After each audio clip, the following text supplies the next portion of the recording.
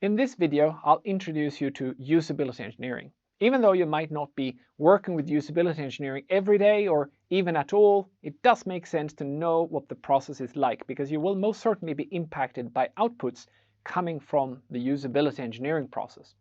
Now, working with usability engineering is a regulatory requirement, and there is a standard that defines requirements on the process by which you should work. The name of that standard is IEC 62366-1 2015, Application of Usability Engineering to Medical Devices.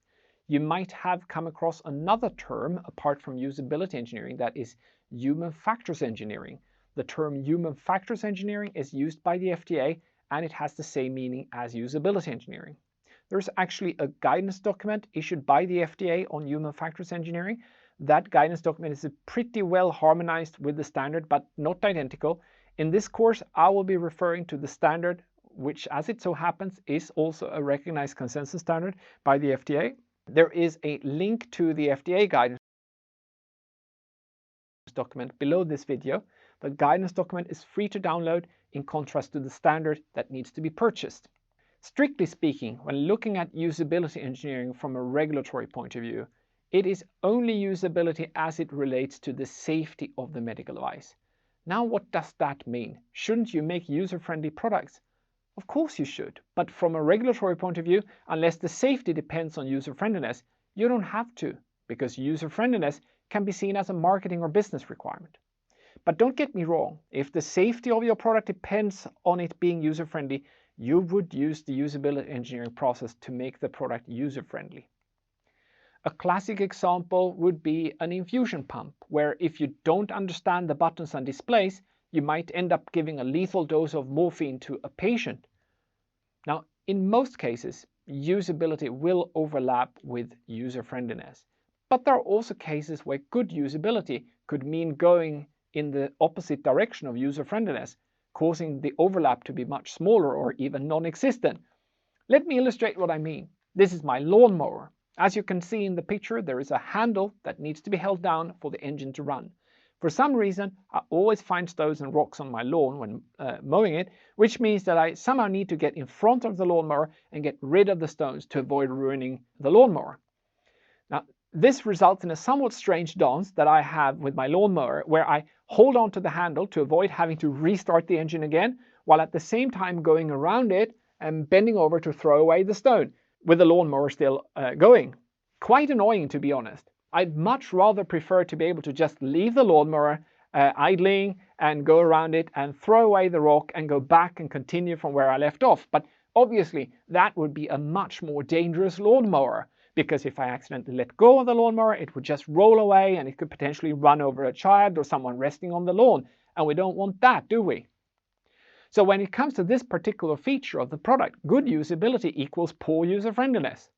Now, having gone through this example, I hope you can make the distinction between usability and user-friendliness and know that most of the time they go hand in hand, but sometimes safety features will stand in the way of ease of use, and they should, to ensure that the product is safe. As the usability engineering process relates to safety, there are very few things, if any, in usability engineering that you couldn't do as part of your risk management process instead. In fact, many companies have implemented usability engineering as an integral part of design control and risk management, which is most certainly the preferred way of doing it. Usability focuses on risks that arise from the user interface. Then what is the user interface? That seems like an important thing. The usability engineering standard defines the user interface like this. It is the means by which the user and the medical device interact. Please note, this is much more than just a screen and buttons, because the user interface also includes, for example, accompanying documentation and basically anything that the user can interact with. For example, the handle or a surface of the device, or even a small label. All these examples are part of the user interface. Next, I will show you the usability engineering process as it is defined in the standard. And the standard is good. It describes the steps in a nice way. My only critique of the standard is that it introduces a whole bunch of new words and terminology. Now, this might not be end of the world for a human factors engineering specialist, but for the average engineer, there is a mouthful of new terms. So In order not to overwhelm you with new terminology, I will go through the usability engineering process using layperson terms, and you will see that it's really based on common sense. The first step in usability engineering is to ask yourself what your users are like. And this makes perfect sense because risks will be different based on what type of users you have. If you have a young child using a blood glucose measurement device, you could expect certain behaviors, or maybe I should even say any type of behavior with that product. If we, on the other hand, take a trained professional adult, we could expect that he or she would be fairly qualified and have good cognitive abilities and not make simple mistakes. It should be noted, though, that some people use the term doctor-proof, and it's not a compliment to doctors. My apologies if you're a doctor taking this course. Anyhow, having a thorough understanding of what your users are like and in what situations the device is going to be used is the starting point for the usability engineering process. Based on what the use and the users are like, you should analyze what could go wrong with regards to the safety and user interface. This is similar to identifying hazards or answering questions relating to the safety of the device that many would be doing as part of a risk management process, according to the ISO 14971 standard. Then, based on the things that could go wrong, you decide which things you should evaluate at the very end of product development. That is, to identify hazard-related use scenarios that will be included in your summative evaluation. And I will come back to what the summative evaluation term means later on. Now that we've gone through this first analysis, it's time to specify requirements on the user interface. When implemented, those requirements should reduce the risk that we previously identified to make sure that when we do the final summative evaluation of the device, the user will not end up in a situation where the risk is unacceptable. From a risk management point of view, you could say that these requirements are risk control measures. Next, you need to implement the requirements you decided on in the previous step by designing the device and its user interface. While you do, you should check that you're on the right track. There is a term for making tests along the way, and that is called formative evaluation. But what if you find that you're not on the right track? Well, then you need to iterate on the design and improve. After having implemented a user interface according to the requirements you have defined and evaluating it along the way, it's time to do the final summative evaluation.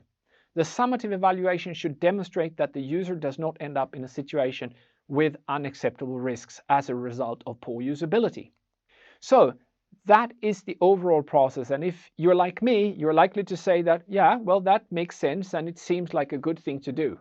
Now let's bring up some of the terms and concepts that we just went through and make them a little bit more tangible. First up is the use specification.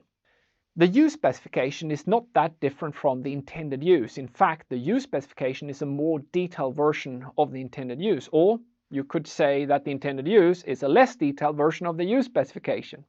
What this means is that when you refer to doctors in general in the intended use, the use specification would say a lot more about them, such as what type of doctors they are, what permissible impairments they have, and what experience and language skills they have. Simply more granular information than just saying a doctor. Understanding what limitations users may have will help us in the next steps to come up with situations that could go wrong. Practically speaking, I usually combine the intended use document with the use specification to have it all in one place. A classic example of a risk that could arise from establishing a use specification and thinking about what could go wrong would be to have a visual indicator that switches from green to red when something is about to go wrong with a medical device and the patient. That is not a good feature, knowing that about 10% of the male population is colorblind and would never detect that the color if it switched from green to red. The next term to get acquainted with is the user interface requirements or user interface specifications, which contain requirements on the user interface to ensure that it's safe. It may include that the font of a specific important text should always be bigger than maybe 26 points to make sure that people can see and read it, or that a handle should have a certain friction, or that a button shall be accessible from both the front and back of the device, or that the display brightness level should auto-adapt and be visible in all light conditions. I could give you 1,000 more examples, but I hope that you get the general idea of these requirements. Now let's look at the term formative evaluation. It's quite a challenging term to remember.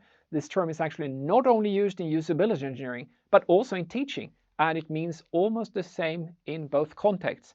Remember, I said we're checking that we're on the right track, which is also what you would do in teaching when doing a formative evaluation.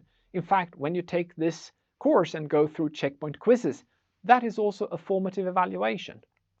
Having said that, I hope I've created a few memory hooks for you to remember the term formative evaluation. I said it several times. So what could a formative evaluation be like? You'll never forget it now. It could be that you show early wireframes to users to see where they would click. You could be making tests with prototypes to see how people interact with your device, or you could do focus groups or surveys.